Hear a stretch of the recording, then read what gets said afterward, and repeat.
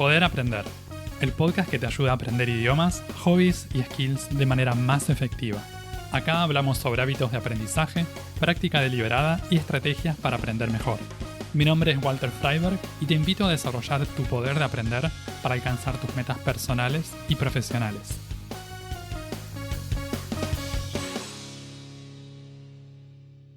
¿Cómo podemos hacer para leer libros en otros idiomas? ¿Qué libros nos conviene elegir? ¿Cómo creamos un hábito de lectura en otros idiomas? En el episodio de hoy vamos a hablar sobre libros, sobre lectura y práctica de idiomas. Les voy a contar algo sobre mi experiencia leyendo libros en otros idiomas.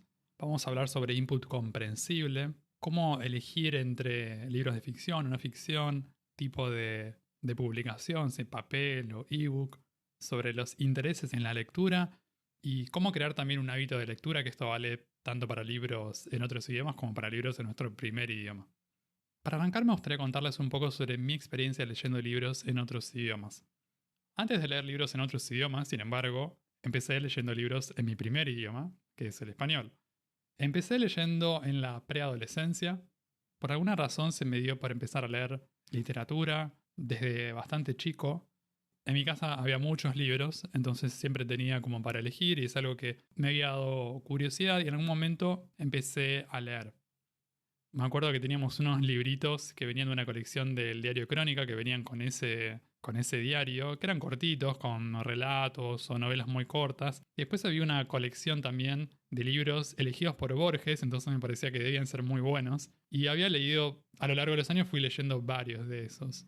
Y me gustaba leer libros que tal vez eran más desafiantes para mi edad. Para darles una idea, tipo a los 12 o 13 años, me puse medio por leer Rayuela de Cortázar. Primero había empezado leyendo los cuentos de Cortázar y después me pareció reinteresante. Y así en la adolescencia me puse a leer libros que tal vez no eran los libros recomendados para un adolescente, quizás más avanzados, pero a mí me entusiasmaban y me divertían igual.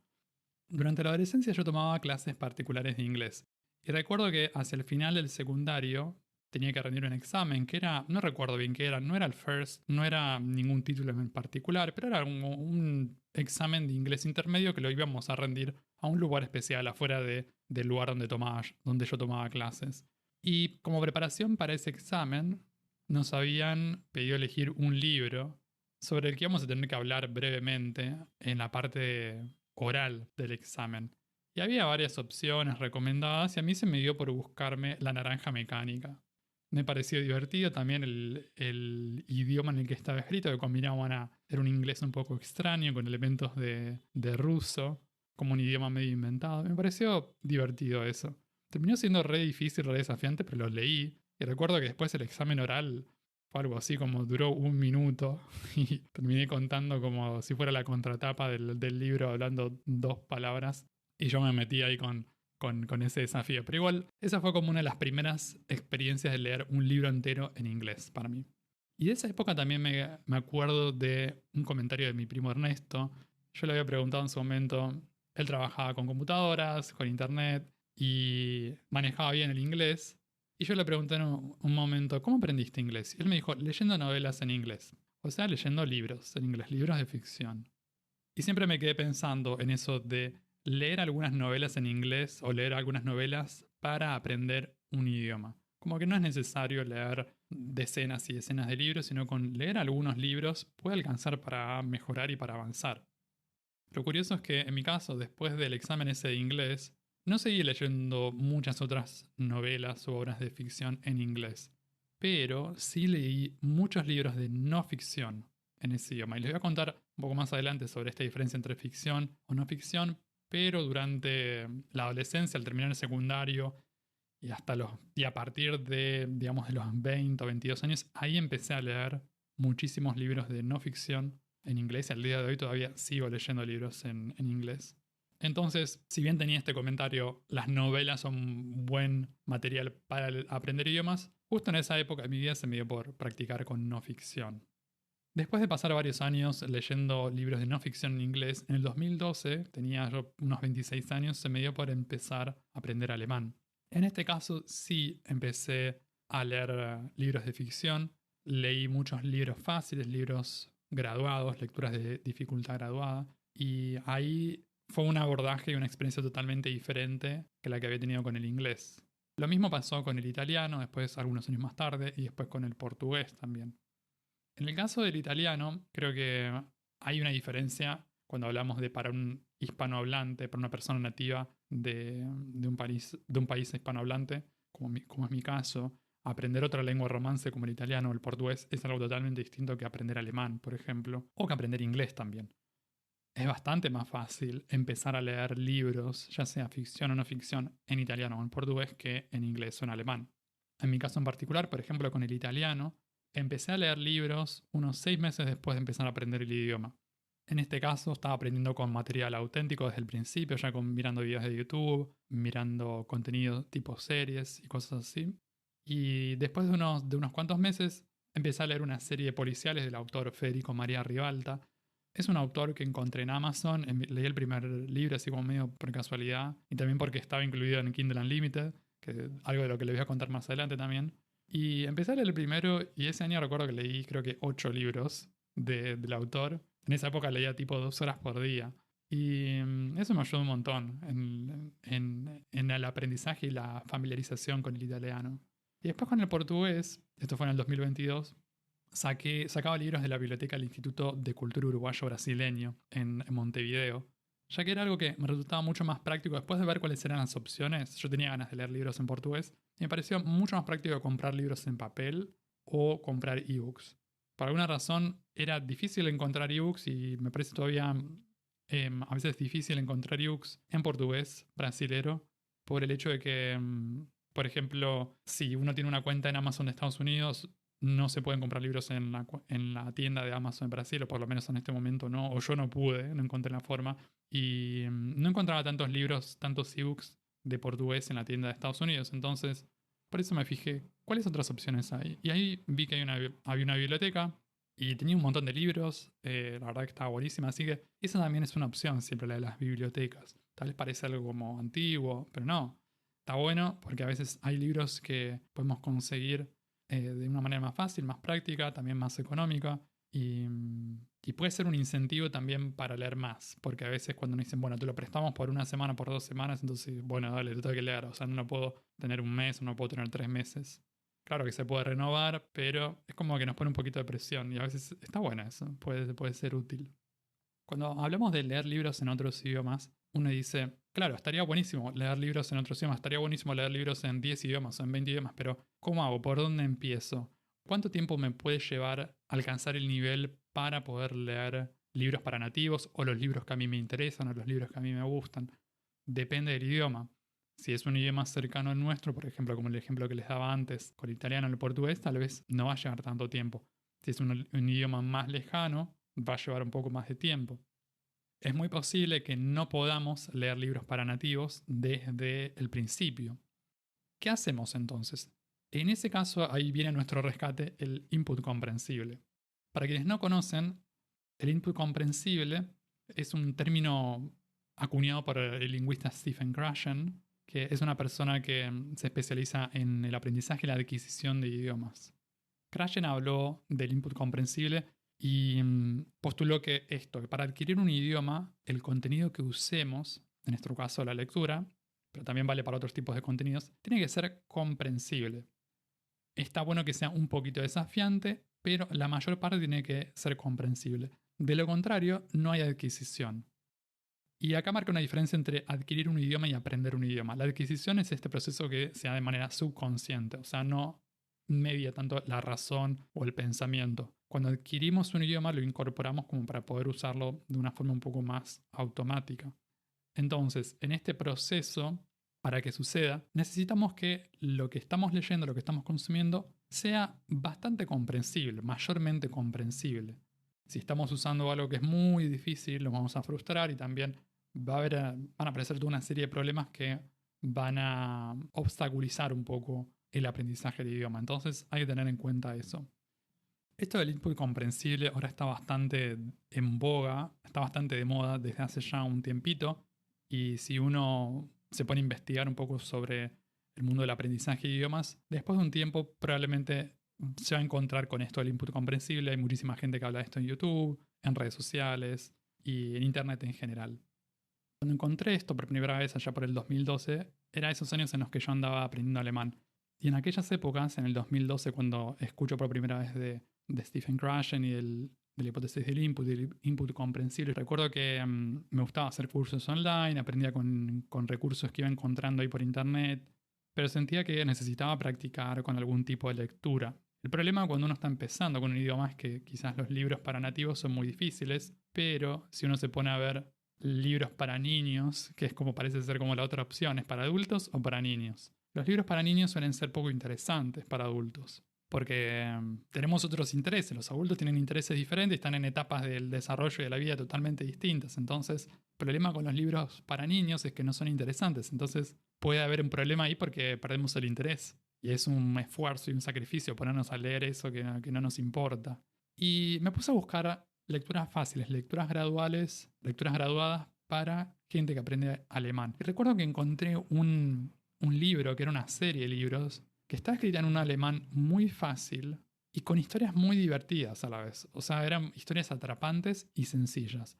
En fin, terminé usando ese contenido y parecidos. Eso me inspiró para escribir mis propias lecturas graduadas en español para ayudar a gente que aprende español. A lo largo de los años después terminé escribiendo 26 historias de dificultad gradual. Eso es algo para otro episodio. Pero el punto importante con esto es que el input comprensible es algo muy útil para empezar a leer libros en otros idiomas. Es el puntapié inicial que damos. Si todavía no podemos abordar un libro entero, un libro para nativos, podemos empezar con input comprensible, podemos encontrar libros más cortos o podemos buscar historias de dificultad graduada, pueden buscar como libros o historias cortas para estudiantes de inglés, pueden buscarlo eso en inglés también. Pueden buscar también por el marco de referencias, por ejemplo, A1, A2, B1, B2, según lo que estén buscando, para principiantes, preintermedios, intermedios. Son distintas maneras de poder filtrar contenido. Normalmente va a ser de ficción en este caso, para gente que aprende idiomas. Por eso, el input comprensible va a ser, por esta razón, el input comprensible en general va a ser contenido que fue escrito específicamente para estudiantes de idiomas. Hay de todo tipo de contenidos, entonces puede ser que el hecho de que sea un libro de dificultad graduada escrito para adultos no quiere decir que nos guste o que nos atrape o que nos interese.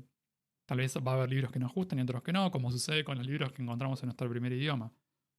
Es una cuestión de probar, ver qué hay ahí en las librerías online o físicas y darle una oportunidad a eso para ver si nos puede ayudar para desarrollar nuestras habilidades en el idioma que aprendemos. Personalmente a mí me gusta buscar este tipo de contenido en tiendas grandes como Amazon.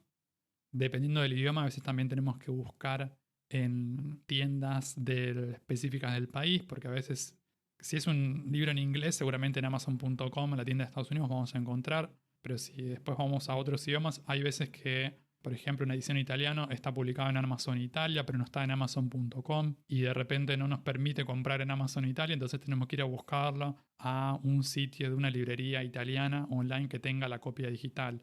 Eso se puede hacer. También si están buscando historias cortas, se pueden encontrar muchísimas historias gratis también en muchos sitios de internet, así que esa es otra opción. Tengan en cuenta entonces esto del nivel de dificultad que están eligiendo.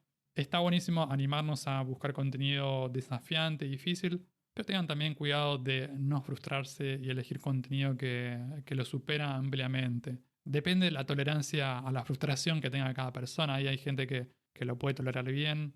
Según Krashen, el aprendizaje y la adquisición no va a ser tan efectiva, pero bueno, cada uno tiene que ir probando y ver cómo le funciona. En general, la recomendación más extendida es esto de buscar un tipo de contenido, en este caso libros, que sean un poquito desafiantes nada más. No súper desafiantes y tampoco que sean fáciles porque si no nos mantenemos en una meseta o no podemos construir más conocimiento. Entonces, un poquito desafiante y eso nos va a permitir ir desarrollándonos de a poco. Como les conté al principio, mi proceso de aprendizaje de inglés, después de esto del examen, básicamente leí libros de no ficción. Y una gran parte del conocimiento y de la habilidad que desarrollé fue después del aprendizaje formal, o sea, de las clases de inglés, porque para aprender un idioma necesitamos estar en contacto con el idioma más allá de lo que vemos en la clase. Entonces, en esa fase elegí libros de no ficción. Pero si pensamos de manera general, entre libros de ficción o no ficción, cuando estamos hablando de leer libros en otros idiomas, ¿cuáles son los más recomendables como para poder desarrollar habilidad, para aprender idioma, para practicar un idioma, para mantener un idioma? Acá mi recomendación es que elijan a partir de su preferencia personal. Si les gustan los dos géneros, si les gusta leer libros de ficción y leer libros de no ficción, les recomiendo un poco más los libros de ficción. Les cuento por qué. A fines de practicar idiomas y mantener idiomas, la ficción tiene algunas ventajas porque vamos a encontrar descripciones de situaciones, vamos a encontrar bastantes diálogos y vamos a encontrar en general también un registro del idioma mucho más coloquial. Y eso está muy bueno para aprender y para practicar un idioma. Otra de las ventajas de la ficción es que es mucho más inmersiva, nos involucra en el libro y en la historia que un libro de no ficción. Los libros de ficción son mucho más atrapantes, entonces nos da ganas de seguir leyendo. También en general está esto de que se recomienda, por ejemplo, como lectura antes de ir a dormir, se recomienda en general libros de ficción antes que no ficción, porque nos permiten desconectarnos de lo que pasó el día, nos permiten transicionar mejor hacia el descanso. Entonces, si les gusta leer antes de ir a dormir y tienen ese momento en el que quieren aprovechar también para practicar un idioma, ahí tenemos una razón adicional para elegir libros de ficción, que son más adecuados para antes del descanso. Los libros de no ficción, en cambio, nos dan oportunidades para pasar tiempo con el idioma en ámbitos que están más relacionados con nuestro trabajo, o con nuestros estudios, o con intereses personales. Les comparto algunos ejemplos personales en libros de no ficción que he usado a lo largo de los años. La mayoría de estos ejemplos tienen que ver con el inglés, que es el idioma que más usé en no ficción, pero también a lo largo de los años fui leyendo, consumiendo contenido de varios de estos temas en distintos idiomas. El primero que les quiero mencionar es la lectura de libros sobre piano, técnica pianística y teoría musical. En la época en que estaba en el conservatorio estudiando piano, me gustaba leer libros, buscar libros, encargarme libros y comprar libros sobre técnica pianística y también sobre teoría musical en inglés. Había contenido que me resultaba interesante y no estaba disponible en español, y como yo ya podía manejar inglés, ¿por qué no leer el original? ¿Por qué no leer los originales? También se me dio por leer sobre veganismo, sobre nutrición en inglés, especialmente cuando estaba empezando a meterme en el estilo de vida vegano. También sobre desarrollo personal, que es un tema sobre el que empecé a leer en la época en la que estaba en la facultad estudiando psicología. Estudié 3 años de psicología. En esa época, ahí al final de la carrera, se me despertó más el interés por esto, el aprendizaje efectivo, también creación de hábitos y otros temas relacionados. Leí bastante también sobre negocios online, especialmente cuando empecé mis primeros proyectos online y estaba desarrollando productos de aprendizaje de música e idiomas. Había muchísimos recursos en inglés, ebooks o libros, y leía sobre eso. También leí sobre budismo, meditación y muchos otros temas. Entonces, ¿ustedes tienen intereses también? ¿Tienen algún estudio tal vez? ¿O alguna cosa que hayan estudiado que les gustaría estudiar? Quizás pueden buscar cosas relacionadas a su trabajo también. Algo que realmente les guste o algo a lo que dedican bastante tiempo. Si ya les gusta leer en su primer idioma, es una gran ventaja porque van a poder llevar eso a otros idiomas. Y mi consejo es buscar traducciones del idioma que están practicando. Esto vale incluso para libros que estén publicados en nuestro primer idioma, aunque normalmente suele pasar que tenemos, por ejemplo, para los que son, hablando de los que somos nativos en español, suele suceder más que hay muchos libros que se escriben primero en inglés y después se traducen al español, pero a veces puede suceder que se escribe en español primero y después se traduce al inglés y a otros idiomas. Entonces, a veces, aunque el libro esté disponible en nuestro primer idioma, ya sea originalmente o que esté traducido al español, podemos buscar la oportunidad de practicar buscando la traducción o el original en el idioma que estamos aprendiendo. Por ejemplo, si estamos aprendiendo portugués y está escrito originalmente en portugués, leerlo en portugués. A veces podemos buscar también las dos ediciones. Si tenemos dudas o si queremos cotejar, si queremos comparar, estamos invirtiendo un poco más de dinero. A veces tenemos dos versiones del mismo libro, pero puede estar bueno. Hace poquito, hace unos meses, yo me compré un libro en particular que me gustaba y que me interesaba mucho. tenía ganas de escucharlo en audio, me compré la versión en audio en 3 idiomas. Lo tengo en alemán, en portugués y en italiano. Y eso también a veces sirve como estrategia para mantener un idioma. Estamos leyendo el mismo libro, pero lo vamos rotando de idioma. O escucho lo mismo en distintos idiomas. Si es un libro que realmente te gusta y que realmente vale la pena, para mí es como tener 3 libros distintos. Está bueno. Así que también es una estrategia esa, la de rotar los idiomas si están practicando más de un idioma. Cuando hablamos de libros, el gran tema que tenemos de debate hoy en día es libros de papel o ebooks o libros digitales. Y la verdad es que los dos son súper útiles y los dos valen un montón, o sea, son valiosos y cada persona tiene su preferencia. En este momento mi elección personal y ya desde hace bastante tiempo son los ebooks. Tal vez por el hecho de que empecé publicando ebooks ya hace más de 10 años y antes de publicar ebooks ya era lector de ebooks. Yo publiqué mi primer ebook en 2012 y en ese entonces yo ya tenía un Kindle y ya venía leyendo, no recuerdo cuándo lo había comprado ese Kindle, pero ya venía leyendo desde hacía un tiempo libros digitales. Entonces para mí se sentía natural. Pero bueno, cada uno tiene sus preferencias, entonces cada uno puede elegir lo que más le guste, lo que más le sirva. Si hablamos de ventajas y desventajas, cada formato tiene sus pros y sus contras. En el caso del papel, los libros en papel, está bueno el hecho de tener ese contacto con el papel. A algunos les gusta el olor al libro, les da un poco de nostalgia también por el pasado, el hecho de poder escribirlos y poder anotarlos. Pero las desventajas pueden ser que son un poco más caros, pueden ser más caros que los ebooks. Muchas veces tenemos que pagar y esperar el envío, a menos que lo compremos en una librería. Tampoco es una opción tan ecológica y ocupan espacio. Son lindos en bibliotecas, están buenos en una casa con muchos libros, pero ocupan espacio. Eso lo vemos realmente si tenemos que hacer una mudanza. Ahí es donde se ve esta desventaja, andar cargando cajas y cajas de libros. ¿Cuáles son las ventajas de los ebooks? Los ebooks son más económicos en general, no siempre, pero suelen ser más económicos porque el costo de producción es muchísimo más bajo. O sea, no hay papel, no hay distribución, hay muchas cosas que los costos se abaratan muchísimo. La descarga casi siempre es inmediata, o sea, yo compro y lo descargo enseguida. Si estamos leyendo en un libro digital, podemos buscar cosas más fácilmente, podemos rastrear algo, buscar algo, un término, una frase, o navegar los índices, a veces es más fácil que con los libros de papel. A veces no, pero en general suele ser más fácil buscar cosas dentro de un ebook que de un libro de papel. Lo bueno de los ebooks también es que podemos leerlos desde muchos dispositivos, o sea, desde la computadora, celular, tablet o un lector digital. No ocupan espacio físico, solo ocupan espacio digital dentro del dispositivo que usemos.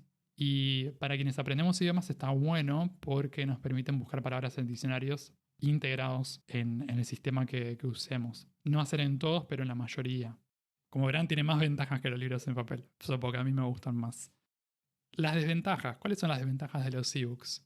Hay muchos títulos que no están disponibles en libro digital. Entonces, tal vez queremos conseguir un ebook de algo, pero no está, no existe. Por la razón que sea, por muchas razones. Hoy en día es más común, cada vez más común encontrar los libros que se publican, tanto en papel como en versión digital, a veces como audiolibro también. Los ebooks a veces también pueden ser incómodos de leer, dependiendo del tipo de contenido, si son libros que se publicaron como en un formato grande o que tienen muchos diagramas o imágenes, especialmente si tienen color también. A veces pueden ser un poco incómodos de leer, dependiendo del tipo de contenido que sea. Y después, en mi opinión, para aprovecharlos al máximo, suele ser necesario invertir en algún tipo de lector digital. Se puede leer ebooks desde la computadora, se puede leer libros con el celular, se puede leer libros con un iPad, también por ejemplo con una tablet, pero en mi opinión usar un dispositivo dedicado a eso suele ser mucho más útil y provechoso. Por muchas razones. Tal vez da para otro episodio esto, pero por decirles una, por ejemplo, que se me viene a la mente y que me parece importante, es que cuando tenemos un dispositivo solamente para leer, es más fácil mantenernos concentrados en la lectura. El tema del que hablamos la semana pasada, en el episodio 23, la concentración. Si yo tengo un dispositivo, un lector digital, que es blanco y negro, y que no tiene un montón de apps, que no tiene colores, que no tiene YouTube, que no tiene Netflix, es más probable que pase tiempo leyendo. Claro, que puede ser que también que tenga el Kindle o que tenga el lector y esté ahí tirado en mi casa y no lo use nunca. Pero cuando tenemos esta opción de leer en un iPad o en un dispositivo de lectura dedicado, muchas veces esta suele ser una ventaja. También el hecho de que las pantallas si tenemos un lector con pantalla de tinta digital, por ejemplo, que suele ser mejor para la vista, antes que una pantalla con luz azul como las que usamos todo el día, celulares y monitores. Los libros de papel y los libros de ebooks también se diferencian en la forma en que podemos marcarlos. O sea, en papel podemos marcar con símbolos, podemos usar colores, todo tipo de materiales. Y en el formato digital, en el soporte digital, en cambio, vamos a estar un poco más limitados. Vamos a poder tal vez resaltar algo o subrayar, quizás agregar alguna nota, dependiendo del tipo de dispositivo que usemos. Si es un dispositivo que nos permite anotar con un lápiz digital, quizás tenemos un poco más de flexibilidad o tenemos más opciones, pero en general el papel puede ser más versátil. Cuando leemos ebooks, algo que está bueno, especialmente también si les gusta escuchar la versión en audio, y si pueden comprar el audiolibro, es que podemos sincronizarlo, especialmente si compramos en una tienda grande como Amazon o en otras tiendas que nos venden las dos versiones y que están conectadas. Entonces, especialmente en la práctica de idiomas, puede ser útil para escuchar y leer un libro al mismo tiempo. O también, cosa que yo hago mucho, es intercalar, por ejemplo, empiezo leyendo un libro, después lo sigo en audio y voy alternando. Y cuando estoy en el audio, por ejemplo, una cosa que yo hacía últimamente, como me gusta llevar un registro de la página que voy leyendo, por dónde voy cada día, cada libro, lo hago en una app, les voy a contar esto un poquito más adelante. Entonces, cuando estoy escuchando la versión en audio, si quiero saber en qué página estoy, le pongo pausa y voy al lector digital y busco la última frase ahí que escuché o un par de palabras, pongo buscar y ahí me aparece enseguida cuál es la página, la ubicación en el libro. Entonces, ok, estaba en la página 125. Ingreso a eso, entonces yo sé que quedé ahí. Es mucho más fácil entonces para ir y venir entre esas dos cosas si quieren hacerlo de esa manera. Está buenísimo esto de leer libros en otros idiomas, pero para aprovechar las ventajas tenemos que hacerlo y para eso tenemos que crear un hábito de lectura.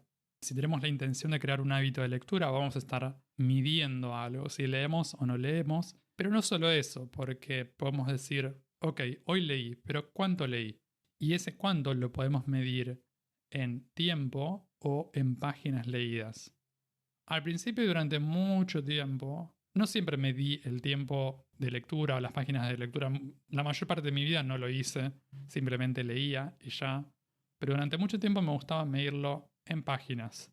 Entonces, no lo anotaba ni nada por el estilo, pero si me sentaba a leer un día, decía, bueno, voy a leer 20 páginas o 30 páginas o hasta esta página o hasta esta otra página. Y eso me llevaba a completar libros más rápido. Pero pensando para atrás también a veces me llevaba a pasar más tiempo del que quería leyendo libros, especialmente en mi adolescencia. A veces de repente se me ponía una meta como muy exagerada de que tenía que leer toda esa cantidad de páginas, entonces hasta que no terminaba de leer esa cantidad de páginas como que no cerraba el libro. Y así pasaba con libros y libros. Creo que una forma más prudente y más inteligente de hacer esto es marcando y llevando un registro, proponiéndose leer, por ejemplo, una cantidad de páginas, 5 páginas por día, empezando con algo, con un número bajo, lo que podamos al principio, y llevar un tipo de registro que puede ser en papel o digital. Claro, las páginas a veces no son comparables si tenemos páginas con letra muy chiquita o con letra muy grande o distintos tamaños, pero no importa, me parece que es un método súper viable y que está bueno. La otra forma de medir y registrar el hábito es llevando un registro del tiempo que pasamos leyendo. El año pasado, en el 2022, yo empecé a usar una aplicación de registro de lectura que se llama Bookly, que está disponible para Android y para iOS también. Y esta aplicación tiene varias cosas que me parecen que están tan buenas, como por ejemplo organizar libros por carpetas. Yo los tengo organizados y separados por idioma.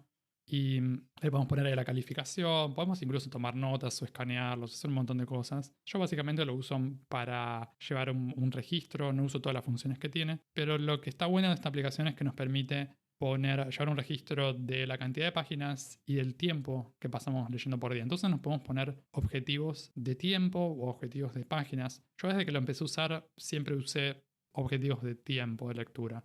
Cada uno lo puede manejar a su manera eso y con la aplicación también se pueden acceder a un montón de métricas, así que si les gusta eso, o sea, tenemos un montón de datos e información, puede estar bueno en este caso para aprovecharlo. Yo el año pasado empecé con la versión gratis, pero después de un tiempo decidí comprar la versión paga y hoy en día sigo usando esa versión.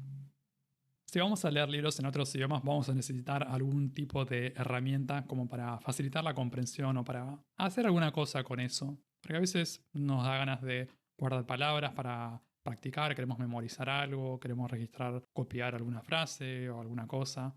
Y existen muchos métodos también. Y creo que la primera herramienta de la que tenemos que hablar es la de los diccionarios.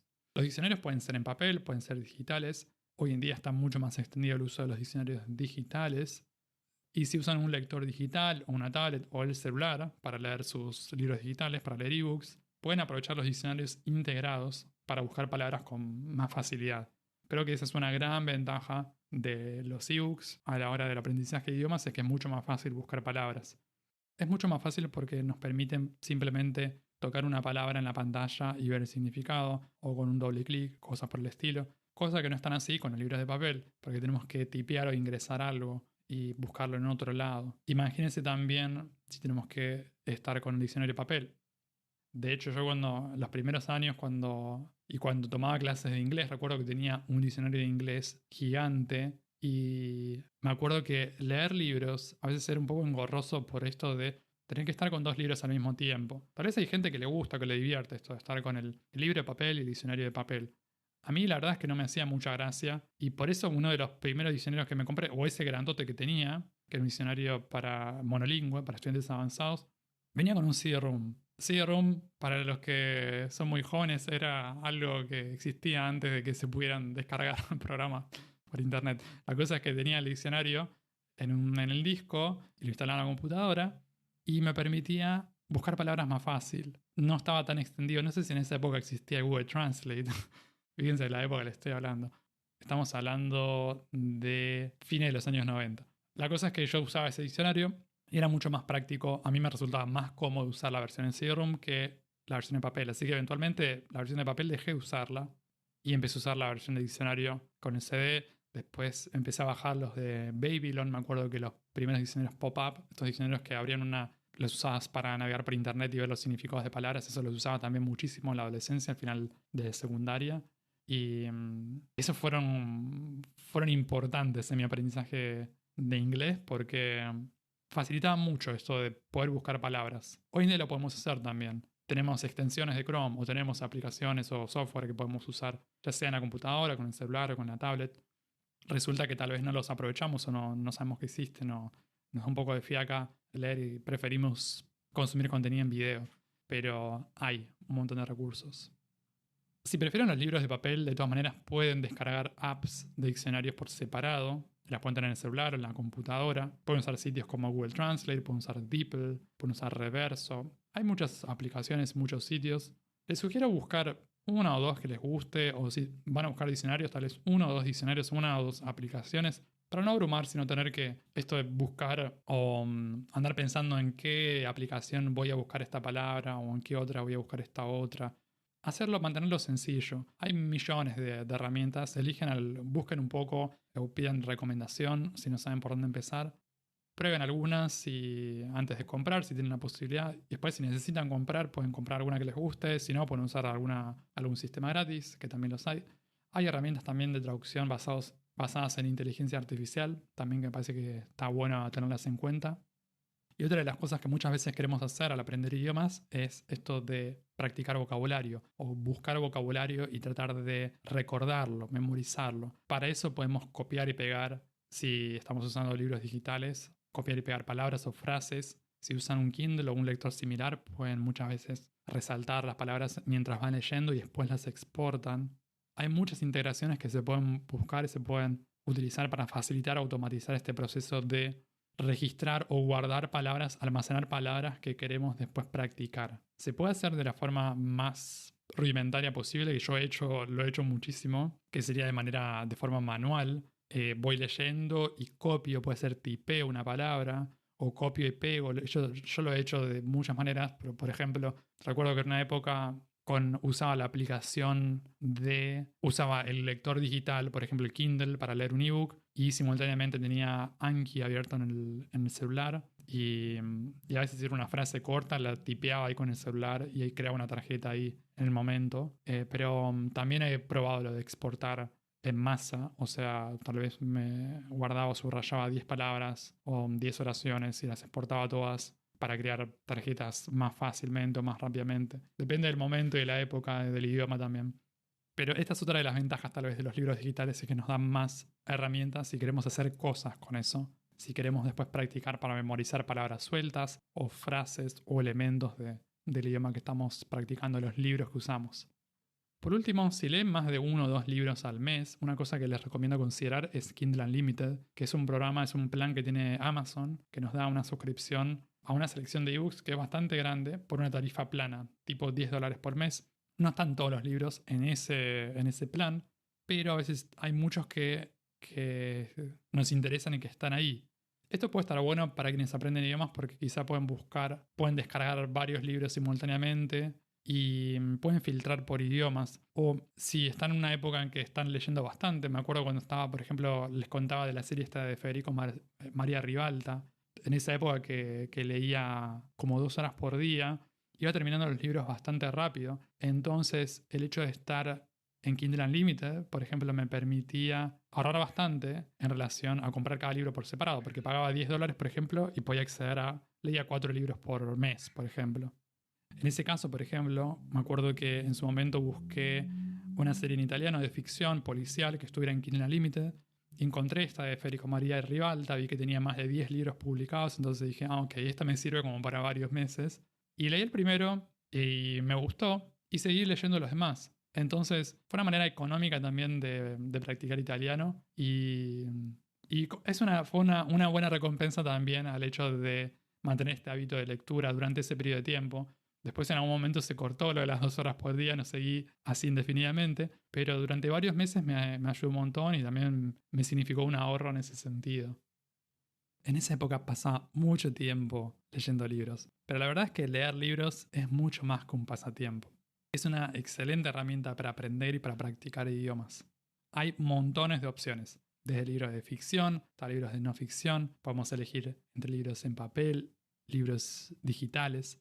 Si no sabes por dónde empezar, si no tenés idea de qué libros leer, podés buscar a partir de tus gustos o tus intereses personales. Tomá como referencia o tomá como punto de partida lo que lees en tu primer idioma. Empezá a poco y tratá si podés crear un hábito de lectura. Eso te va a ayudar un montón a aprender y también a mantener los idiomas que aprendas. Y así concluimos este episodio. Puedes escuchar Poder Aprender en las principales plataformas de podcast y YouTube. También te invito a suscribirte al newsletter semanal en poderaprender.com para enterarte de los nuevos episodios del podcast y otras novedades para aprender mejor. En redes sociales podés buscar este podcast como Poder Aprender. Encontrá todos los links en la descripción. Y si te gusta mucho, si te sirve el contenido del podcast, te invito a dejar una reseña y una calificación de 5 estrellas en Spotify o Apple Podcast para que estos episodios lleguen a más personas y que más gente pueda aprender mejor. Eso es todo por ahora. Nos vemos en un próximo episodio. Sigan aprendiendo y acuérdense de practicar bien.